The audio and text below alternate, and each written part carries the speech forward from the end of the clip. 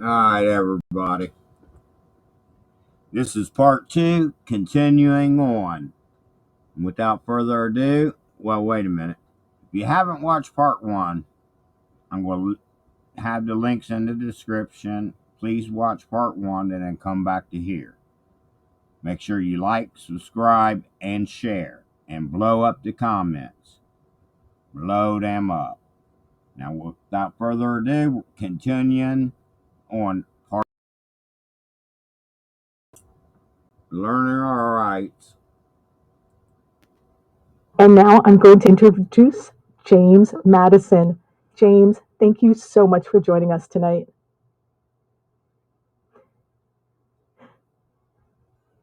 I know. Oh, you are actually on mute right now, unfortunately. So if you can just. No mute. Now you're We're back. Good. We're good. You're good. All right. I hope I didn't mess up. Yeah, good evening to you. Thank you. It's been a while. It's last time was about 2 years ago. So yeah. Well, we're fine. We're glad to finally have you back. It is absolutely our pleasure. But before we talk about your investigation, I just want to get your feedback. Just to get your opinion on the DUI video that we watched together. Like, what is your assessment of the police tactics? I mean, what could a driver and who ended up being the victim of this false DUI arrest, what could he have done to protect himself? What could he have done differently from your perspective? Well, the least that you talk to law enforcement is always the better. That's it. Is everything you say can and will be used against you, whether it's Mirandized or not. And in this situation here, I was watching that video, and unfortunately, the cops were asking things that my doctor would ask me. And I'm not going to be answering questions like that to law enforcement. Depending on the state by state, you're not required to do field sobriety exercises in Florida. That's specific here. Some of the other states you might be able to or be required to. But at that point, when I know that I haven't been doing anything and I haven't been drinking, I'm going to say, hey, listen, you need to do what you need to do. I don't want to answer those questions. They kind of violate my HIPAA rights. I don't want to have my public information out there or private information out there. And that's where I would have stopped at that one and just said, hey, listen, if you have something, let me know. But when you get stopped by the police, I've stopped people several times. It is nerve wracking. You're nervous as it is. I mean, that's it. It's nerve wracking. So you might talk a little bit more, and that's what people do sometimes when they get nervous. Well, I think that is absolutely excellent. And that Fifth Amendment in our wonderful Constitution, it's the right not to incriminate yourself. Mm-hmm. Please make sure to avail yourself of that. But Stephen, I know I've been doing a lot of talking. Let me give you an opportunity. Well, first of all, James, congratulations on your investigation. But first, just tell us. So, how did you get a hold of this story? I mean, I'm fascinated. Just so everyone knows, as Tay was saying, a police lieutenant put his son in jail because he pooped in his pants, excuse me. But how did you get wind of this? I mean, this is a fascinating process. This is some really outstanding investigative reporting. I guess, so tell me how first you came across this story.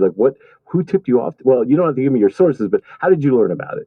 Yeah, so just like law enforcement, they're going to be reliant on sources, and so am I, because I can't dig in every little spot and find out. And that's it. If someone wouldn't have came to me and told me about this would have been buried and dead, and nothing would have happened of it. But instead, we learned that they were on their IA. They were charged with allegations of committing a felony. So that's pretty serious when you have law enforcement doing that. When general citizens run around, if we commit a felony, it's clink time. You're going to be arrested, and so you have to rely on sources there. And thankfully, there are a few good cops that are still out there. However, those few good cops, they don't go unpunished, though. So, explain to me how a police lieutenant believes he has the use of the facilities, a jail facility, to bring his child in there, how that even becomes a reality in any way, shape, or form. I mean, I can't even really kind of wrap my mind around who would ever do that to their own child, but how does he get the idea that he can go ahead and do this? Well, I don't know, and I can't speak for him, but if I were in his position and it was, 20 years down the road or 15, how many ever years he's been there, there's probably some complacency. And there's probably some idea that, hey, I've worked here so long, I can do what I want. And I'm not speaking that that's what he did, but if I was in a job for that period of a long time, that's maybe how I feel. I don't know. I'm not in his shoes, so. Now, one of the things you were talking about before the show is that the cover-up is worse than the crime. So when you got this tip, you this crazy tip, which I'm sure when you first heard it, you're probably like, what? But you get this tip. you're going to be, how are people pushing back, and what are they saying when you first kind of say, hey, I know this information, I know it's true? What kind of pushback, and what were people saying to you when you were trying to uncover this? Well, it was that you felt the resistance almost immediately. You asked for something, oh, yeah, you either get a delay or you get excessive charge. Mm-hmm. So when I first asked about it, the first time that I was able to speak to someone was there at the elevator. I have had some really good luck. One of the participants or one of the subjects of the investigation, I was able to somehow get in the same presence of her at a restaurant. And, obviously no comment, but was able to ask her a question. Hey, let me ask you about the child. Same thing with the chief. I went to the PD there, and somehow or another, that chief is coming down that elevator, or coming out that elevator as soon as I'm coming in there, and it's just been a luck of the draw there with that. Wait, hold on. That's really interesting. So when you first confronted them, were you saying like the way they responded? You said, because this is pretty smart. You're like, oh, I know this is true just by the way they responded to you. I'm kind of fascinated by that because that's really like some gumshoe kind of reporting.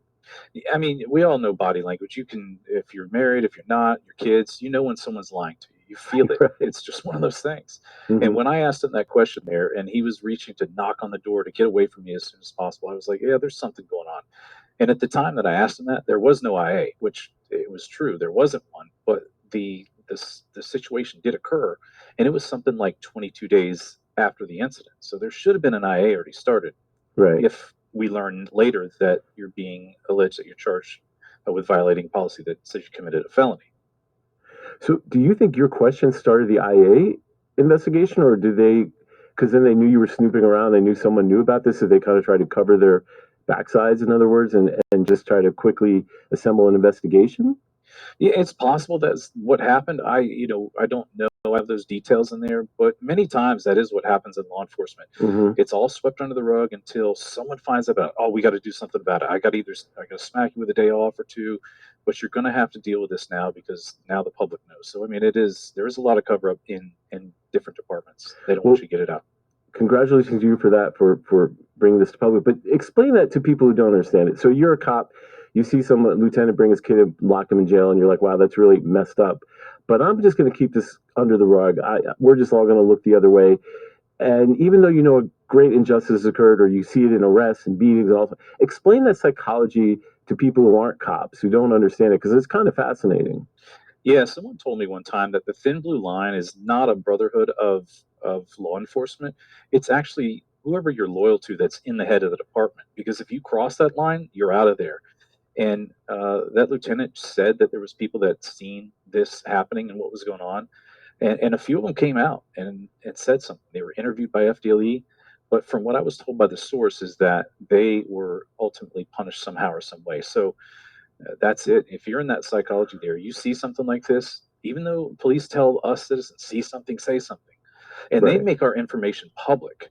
But when a police officer can see something, they Right. generally don't say something because they're afraid that if they cross that thin blue line of whoever's their chief or their supervisor, they're not going to have a job. And if you dig into Shores and look at it, there's been several resignations. A 9-year veteran, I think it was put on probation mysteriously, and there's no record of why. So you're saying that if you see something really messed up, you're more at risk of getting in trouble for saying something about it than not saying something about it, in the sense that if this person is connected or higher up, like he's a lieutenant, he'll quickly file a complaint against you and put you in this system. That's kind of what you're saying, right? Yeah, you're a rat. That's the term. Don't be a rat. But yeah, that's a criminal term. Okay. Yeah. That's what like mafiosos call people, rats, right? Criminals, not cops. But there are things such as things that I'm not naive, but there are rats in Copland. Is that what you're saying? I mean, that's what it is. You'll hear that term when you're working there. It's like, oh man, for instance, when I was working, something occurred with a juvenile, and he had a little small amount of cannabis on him, and none of us wanted to do a report. We didn't want to do a report because it took so much paperwork to get this. We took the stuff, threw it down a storm drain. I didn't, someone else did, but took it down the storm drain, which is fine. I would have done it too. Took it and then the one person that saw it was like, hey, I saw that we can't be doing that. And the other guy said, what are you going to be, a rat? Wow. And it favored the juvenile. It was in the cusp of when cannabis was Mm-hmm. coming to legalization. But it was, you hear that, and that's what the scary part is you'll be called that, and then you are pretty much blackballed as a police officer, and no one will trust you.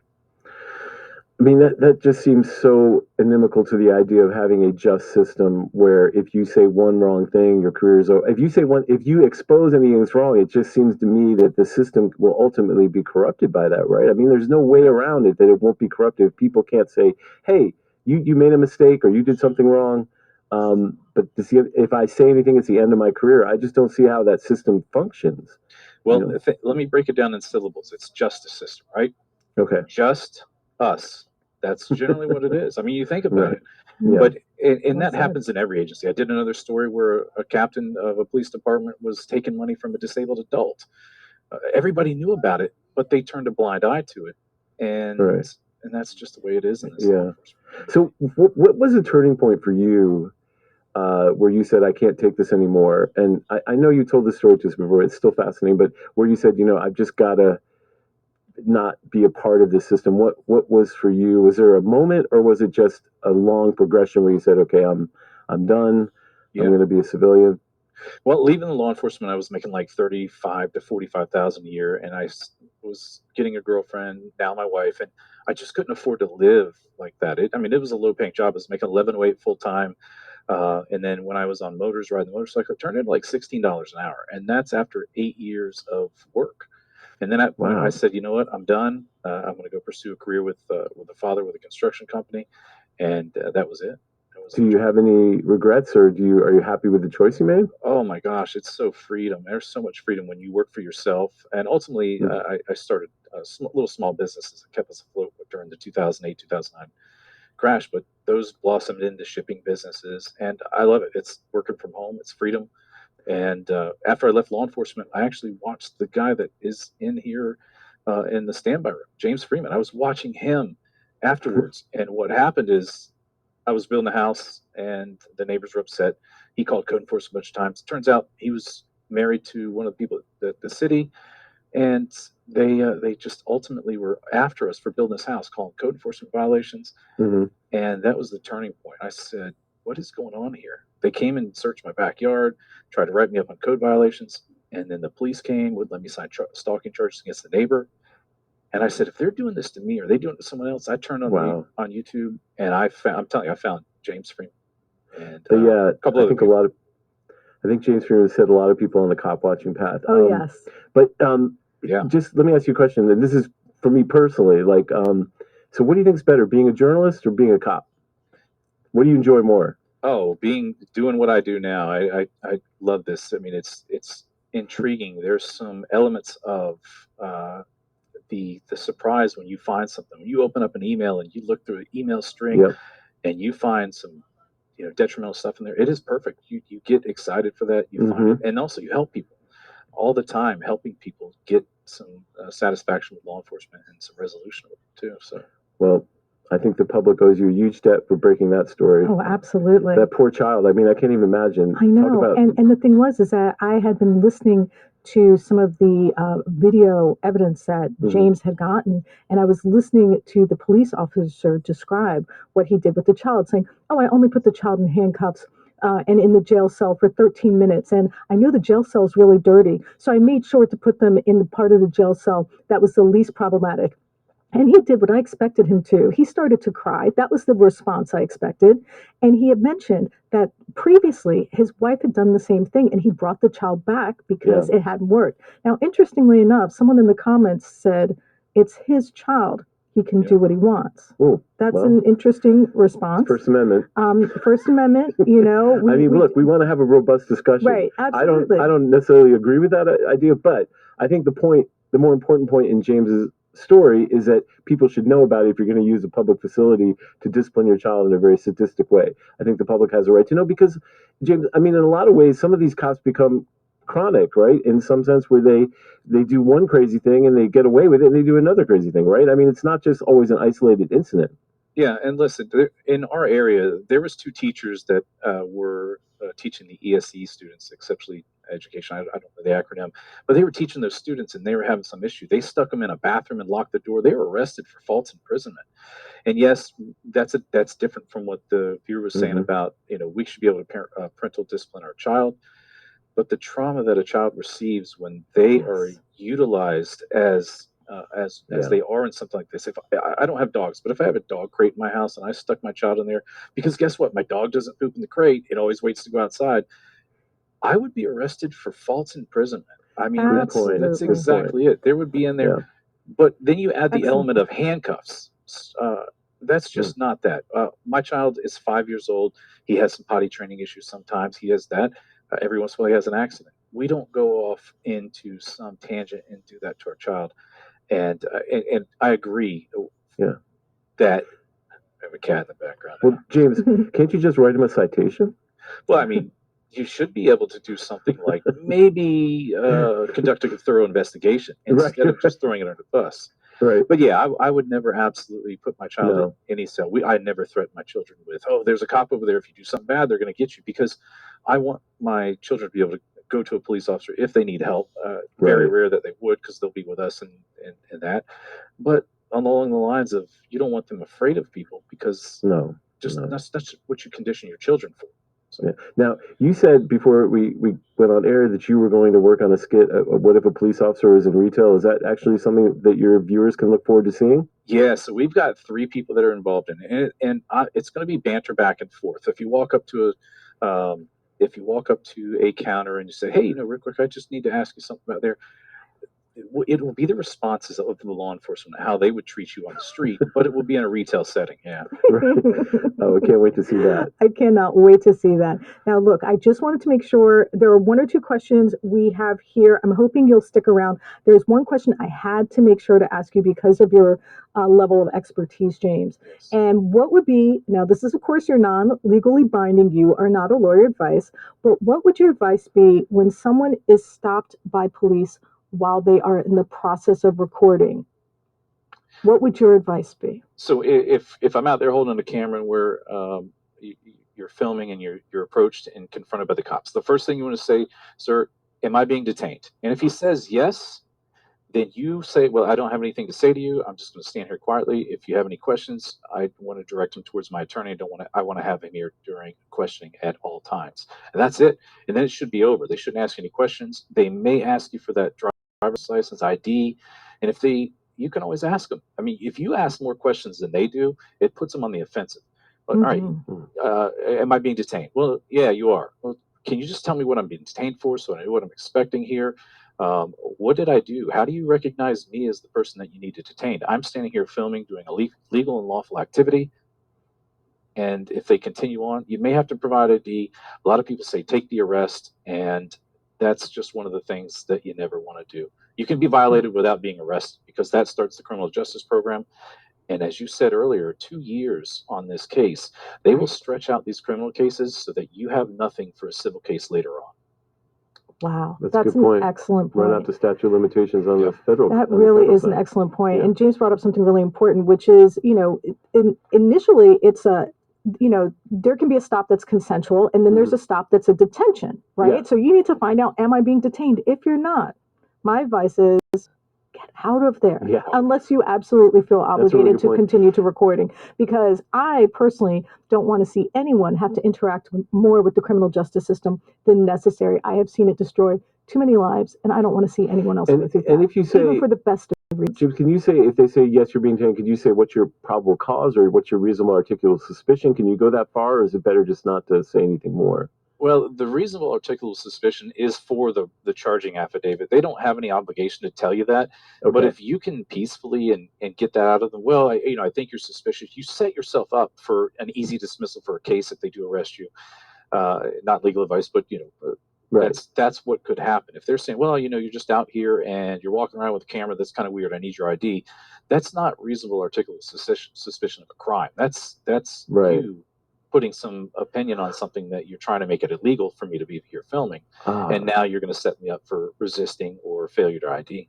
And that's really smart, because you're kind of turning when you say anything can be used against you, you're making the cop explicitly state why they're detaining you, and thus you can use them Yes. I guess, if you have it, especially if you're recording, which is Yes. why you want to record. Right. Yeah. Because if you're not recording, then it's hearsay. You can submit the video as evidence, and if they don't have body cameras, that's a cue to get out of there quicker than anything Right. else. All right.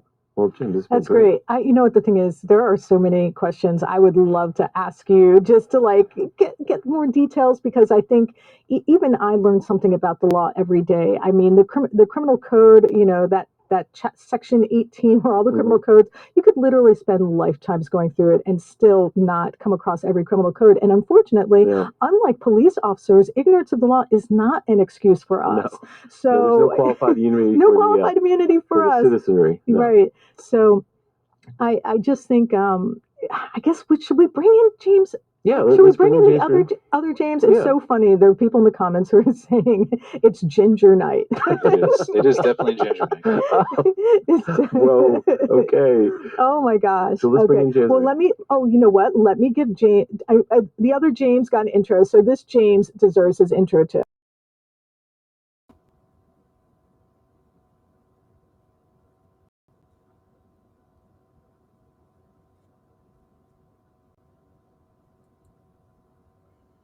Now, our next guest is one of the most popular and I would say humorous cop watchers out there. His approach to watching cops has always been creative and innovative, and I think it goes a long way towards revealing the psychology of law enforcement we have talked about today, because James Freeman has a way of teasing out the truth from cops who really aren't prepared for his approach to covering them. In other words, his tactics often create a power reversal that surprises them to the extent that they tell on themselves. For those out there who don't know James Freeman, let's run James Freeman confronting a cop. It's the sheriff. I don't know what county though.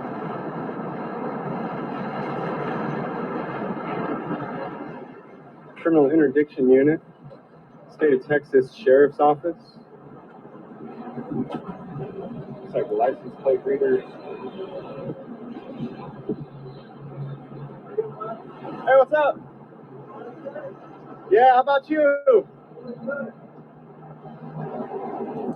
What department are you with? I work for Collin County Sheriff's Office. Collin County? Yes, sir. You got ID on you? I sure do. Can I see it, please? You want to see my... Yeah, please. I need to see your ID. Yeah. Okay. Yeah. No problem. You licensed to carry that firearm? Okay. Can you do me a favor and, sorry, hold on. That's kind of loud. That's drowning it. Can you do me a favor while I'm dealing with you? Can we go ahead and put your firearm up for my safety? Absolutely. So you might notice here that James is putting a little spin on the way cops ask us questions. Instead, he's asking cops the questions they have a tendency to ask us. But the reason we're talking to him tonight is because now he's fighting for something that I think is incredibly important to almost anyone who believes that power needs to be held to account. And namely, that's transparency, the ability of citizen journalists to cover and report on elected officials, cops, and what they do in their official capacity. It turns out that the Torrance, New Mexico circuit court administrators don't want him covering them. It seems that some of James's reporting exposed how the internal workings of the court were often incompetent and even downright absurd. But James's effort to shed light on this has prompted this very public institution to fight back by banning him. And just to show James's work to hold them accountable, we have one more clip for you. Let's take a look. A New Mexico YouTuber and journalist with nearly 500,000 subscribers is now suing the 7th Judicial District Court. He says they're not letting him do his job. News 13's Alexis Koneski has that story. Will you be able to give me all of the details? His followers know him as James Freeman, a YouTuber who calls himself a government watchdog, documenting the actions of local leaders in law enforcement. But behind the scenes, he's